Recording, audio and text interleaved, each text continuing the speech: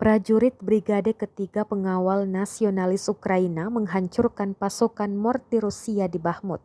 Rekamannya diunggah di Telegram pada Jumat 17 Maret 2023. Gudang mortir dan tentara Rusia di sekitarnya dilenyapkan dalam serangan prajurit Ukraina. Ledakan tampak jelas dalam drone pengintai Ukraina. Pasukan Rusia masih kesulitan menduduki kota Bakhmut di Ukraina Timur sepenuhnya.